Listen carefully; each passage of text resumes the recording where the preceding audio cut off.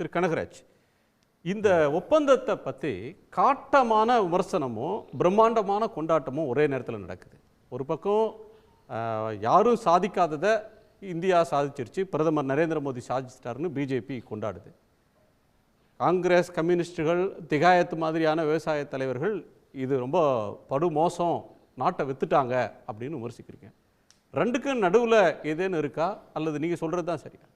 இல்லை, முதல்ல இந்த கொண்டாட்டங்களை சார் ஜெயபிரகாஷ் சார் சொன்னார், எங்கேருந்து அந்த டீட்டெயில்ஸ் எல்லாம் எடுத்தாருன்னு தெரியல.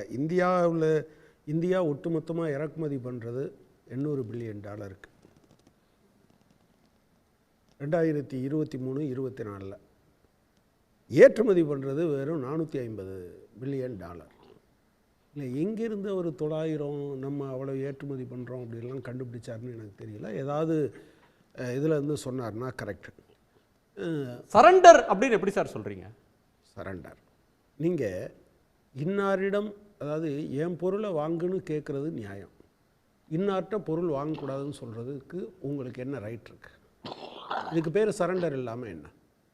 அதாவது நீங்கள் ரஷ்யாவோட இவங்க சொல்கிறாங்க, உக்ரைனுக்கு அவங்க வாருக்கு சப்போர்ட் பண்ணுறாங்க போகிறாங்க, அதெல்லாம் விட்டுருங்க. ரஷ்யா போரில் ஈடுபட்டிருக்கு, எனவே அவர்கிட்ட வாங்காதீங்க, ரைட். நீங்கள் வெனிசுவேலாவில் வாங்கணும்னு சொல்கிறதுக்கோ ஈரானில் வாங்கக்கூடாதுன்னு சொல்கிறதுக்கோ என்ன நியாயம் இருக்குது? இல்லை, நாங்கள் அப்படி சொல்லலைன்னு கேட்டகரிக்கெல்லாம் எங்கேயாவது பார்லிமெண்ட்டில் சொல்லியிருக்காங்களா? சொல்லுங்கள் நீங்கள். சரி, ராகுல் காந்தி பாயிண்டடாக ஒரு கொஸ்டின் வைக்கிறார், ஃபார்ம் ப்ராடக்ட்ஸ் இதெல்லாம் நீங்கள் பண்ணிட்டீங்க அப்படின்னு. ஸ்ட்ரைட்டாகவே நேற்று நிர்மலா சீதாராமன் என்ன சொன்னாங்க, அதனால் இந்தியாவை நீங்கள் விட்டுவிட்டீர்கள் அப்படின்னு சொன்னார்.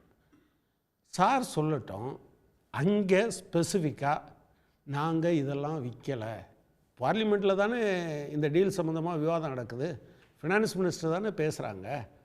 ஸ்ட்ரைட்டாக இல்லை, ஃபார்ம் ப்ராடக்ட்ஸை, அதாவது விவசாய பொருட்கள் நாங்கள் அந்த மாதிரிலாம் தங்குதடை இல்லாமல் இறக்குமதி செய்ய போகிறதே இல்லை அப்படின்னு சொல்லியிருக்காங்களா? 0 டேக்ஸ், 100% பொருட்களுக்கும் 0 டேக்ஸ்னு உலகத்தில் ஏதாவது ஒரு நாடு இருக்கான்னு சார் சொல்லட்டும். ஒரு பொருளுக்கு 0 டேக்ஸ் இருக்கும், 100 பொருளுக்கு கூட 0 டேக்ஸ் இருக்கும். ஆனால் அமெரிக்காவிலிருந்து இறக்குமதி பண்ணுற அத்தனை பொருளுக்கும் 0 டேக்ஸ் என்பதும், இவ்வளவு தூரம் இறக்குமதி செய்ய வேண்டும். இப்போ ஆனந்த் சீனிவாசன் சார் சொன்னது மாதிரி, இல்லைங்க, வருடத்துக்கு $100 பில்லியன் கமிட்டட் இல்லை, இன்டென்டட் அப்படின்னு அவங்க மாற்றுறாங்க இங்கே பேசின பிறகு. அந்த கமிட்டட்னு சொல்லும்போது நாங்கள் இல்லைன்னு சொல்கிறத எது தடுத்தது? இல்லைன்னு சொல்கிற எது தடுத்தது? அல்லது நான் என்ன கேட்குறேன்னா, எப்பா இந்த இது ஸ்பெசிஃபிக்காக ஒன்று கேட்கணும் சார். இப்போ அமெரிக்காவில் ட்ரம்ப் வந்த பிறகு 4 தடாலடி பண்ணுறாரு, அதிரடின்னு சொல்ல முடியாது, ஒவ்வொரு நாளும் ஒன்று பண்ணுறாரு. இந்தியா மட்டும் இல்லை, உலகத்தில் இருக்கிற எல்லா நாடுகளுடைய தலைவர்களுமே ட்ரம்ப்பை எப்படி டீல் பண்ணுறதுன்னு தெரியாமல் தவிக்கிறாங்க. காலையில் ஒன்று சொல்கிறாரு, மறுநாள் மாற்றி சொல்கிறாரு. மோடியோடைய அரசியல் வாழ்க்கையே முடிவுக்கு வந்துடும், அதை நான் விரும்பலைன்னு இன்னொரு நாட்டை பிரதமரை பற்றி அவர் சோஷியல் மீடியாவில் போஸ்ட் போடுறாரு.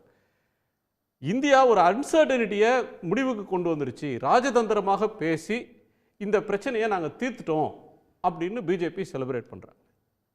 சார், நீங்கள் என்னத்தை வேணாலும் செலிப்ரேட் பண்ணுங்கள், காங்கிரீட்டாக சொல்லுங்கள். எஸ், இந்தியாவினுடைய விவசாய பொருட்களில் எதுவெல்லாம் அடங்காது, இறக்குமதி, அதாவது அமெரிக்காவிலிருந்து இறக்குமதி செய்வதில் இதெல்லாம் அடங்காது, முடிஞ்சு போச்சா? நீங்கள் கொண்டாட்டத்தில், உங்கள் கொண்டாட்டத்தில் நானும் சேர்ந்துக்கிறேன்னு சொல்கிறேன். எந்த நாட்டில் எண்ணெய் வாங்குவது என்பது எங்கள் நாட்டினுடைய நலனை பொறுத்தது. எனவே ரஷ்யாட்ட வாங்குவோம் அல்லது ஈரான்கிட்ட வாங்குவோம், யார் கம்மியாக கொடுக்குறாங்களோ அவங்ககிட்ட வாங்குவோன்னு சொல்கிறத உங்களை எது தடுத்தது?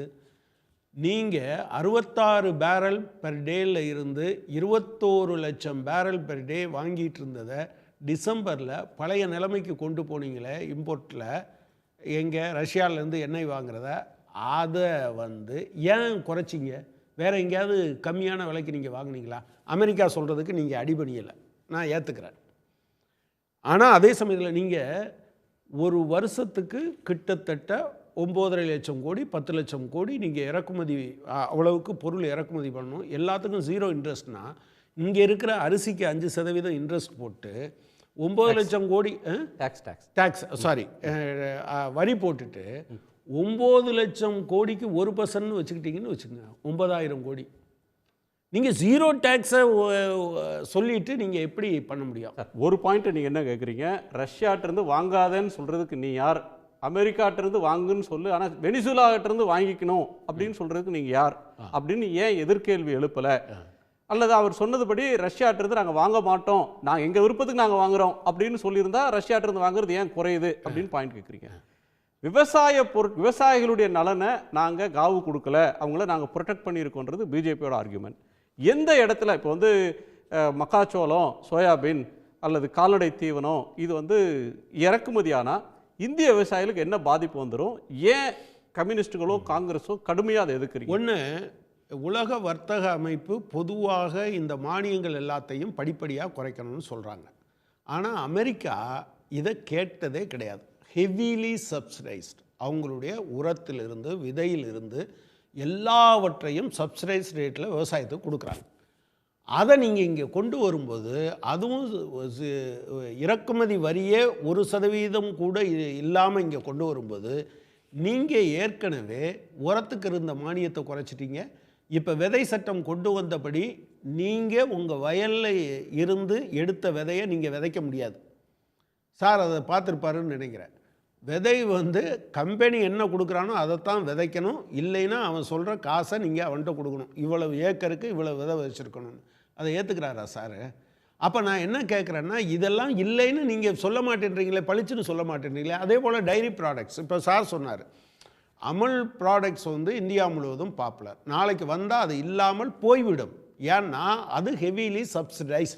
அதனால தான் உங்ககிட்ட ஜீரோ இதில் வரும்போது நம்ம ஊர் பொருட்கள்னால தாக்கு பிடிக்க முடியாது. நீங்கள் தாக்கு பிடிக்க முடியாது என்றால் வெறுமனே அந்த பொருள் மட்டும் இல்லை, அதை நம்பி இருக்கக்கூடிய விவசாயிகள், ஏன்னா அது கூட்டுறவு, அதை நம்பி இருக்கக்கூடிய வியாபாரிகள், அதனால் ஏற்படுகிற பொருளாதார சுற்று அத்தனையும் இல்லாமல் போயிடும். அதனால தான் அவங்க என்ன சொல்கிறாங்கன்னா, பொதுவாக கொண்டாடுறாங்க, பொதுவாக சந்தோஷப்படுறாங்க. ஸ்பெசிஃபிக்காக ஆயிலுக்கு என்ன, பல்சஸுக்கு என்ன, மக்காச்சோளத்துக்கு என்ன, சோயாபீனுக்கு என்ன, டைரி பால் பொருட்களுக்கு என்ன என்று கேட்டால் பால் பொருள் அதில் இல்லை அப்படின்னு சொல்லுங்க பார்ப்போம். அது சொல்ல மாட்டாங்க. ஓகே சார், அதாவது பால் பொருள்கள் எல்லாமே எந்த விதமான வரி சலுகையும் அளிக்கப்படலை சார். எல்லாமே பால், பன்னீர், நெய் போன்ற எந்த ஒரு அமெரிக்க பால் பொருட்களுக்கும் இந்திய சந்தையில் முன்னுரிமை கிடையாது. அவங்களுக்கு எந்த விதமான டாக்ஸ் ரிபேட்டும் கிடையாது. ஓகே 1. 2 வரி விதிக்கும் உரிமை நம் வசம் தான் வச்சுருக்கோம்.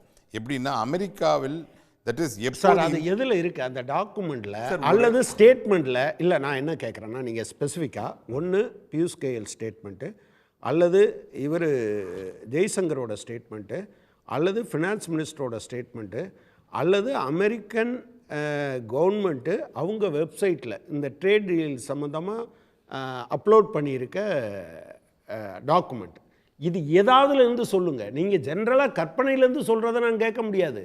அது நீங்கள் 1000 வேணால் சொல்லிக்கலாம். தங்கமாக அந்த பாலெல்லாம் தங்கத்தில் செஞ்சாந்து கொடுப்பாங்க, நீங்கள் அதை வாங்கி விற்று நீங்கள் பொழைச்சிக்கலாம்லாம் நீங்கள் சொல்லுங்கள். திரு கனகராஜ், 2 நாட்டு வர்த்தக உடன்படிக்கையோ 2 நாட்டினுடைய எந்த உடன்படிக்கை வந்தாலும் அதில் உங்களுக்கு நன்மை இருக்கும், அவங்களுக்கும் நன்மை இருக்கும். ஒரு விட்டு கொடுத்தல தான் ஒரு ஒப்பந்தம் வரும். ஒருத்தருடைய நலனில் ஒரு ஒப்பந்தம் டிக்டேட் ஆகாது. அப்படி இருக்கும்போது இந்தியா இன்றைக்கி மாறி இருக்கிற ஒரு சூழலில் ஒரு அன்சர்டனிட்டி இருக்க வேண்டாம் ரொம்ப நாள் அப்படின்னு போய் அவங்க ஒரு ஒப்பந்தத்துக்கு இறுதி வடிவம் கொடுக்குறாங்க. அதை என்ன முழுதாக சரணடைஞ்சிட்டாங்க, கழுத்துல கத்தி வச்சு உங்களை பணியை நெரிச்சு உங்களை பணியை வச்சுட்டாங்க அப்படின்னு சொல்றது சரியான சார். 4 நன்மையை சொல்லுங்கன்னு கேட்குறேன். நீங்கள் $98 இன்டர்நேஷ்னல் மார்க்கெட்டில் ஒரு பீப்பாய் கச்சா எண்ணெய் இருந்தபோது $60 நீங்கள் வாங்கினீங்க, ரஷ்யாட்ட இருந்து வாங்கினீங்க. $38 உங்களுக்கு மிச்சம் ஒரு பீப்பாய்க்கு. ஒரு நாளைக்கு 21 லட்சம் பீப்பாய் இறக்குமதி பண்ணீங்க. கற்பனை பண்ணி பாருங்கள். இப்போ நீங்கள் அமெரிக்காவில் இருந்து இறக்குமதி பண்ணுறோன்னு சொன்னதுக்கும் நீங்கள் வரி விதிக்க போகிறதில்ல. நீங்கள் குறைஞ்ச விலைக்கு வாங்கின ஆயிலையும் நீங்கள் கொடுக்க போகிறதில்ல. அப்போ உங்களுக்கு லாபமாக நட்டமாக? நான் ஸ்பெசிஃபிக்காக கேட்குறேன். உங்களுக்கு நீங்கள் எனக்கு லாபம் என்று இந்த விஷயத்தை சொல்ல மாட்டேன்றீங்களேன்னு கேட்குறேன். ஸ்பெசிஃபிக்காக மொத்தமாக லாபம்னு சொல்கிறீங்க. ஒப்பந்தம் வந்ததே லாபமா சார்? அடிமை சாசனத்தில் கையெழுத்து போட்டிங்கன்னு சொன்னால் நீங்கள் எனக்கு பால் பொருளுக்கு இப்போ சார் சொன்னார் 0 டேக்ஸுங்கிறத இல்லை ஜீரோ டேக்ஸ் இல்லை, பால் பொருளுக்கு நம்ம கன்செஷனே கொடுக்கலைன்னு ஏன் பார்லிமெண்ட்டில் சொல்லலை? எந்த டாக்குமெண்ட்டில் இருக்குன்னு கேட்குறேன். ஜென்ரலாக பேசாதீங்க, பி ஸ்பெசிஃபிக். அதுதான் என்னோட இது. ஓகே. உடனுக்குடன் செய்திகளை தெரிந்து கொள்ள சன் நியூஸ் பெல் ஐகானை கிளிக் பண்ணுங்க.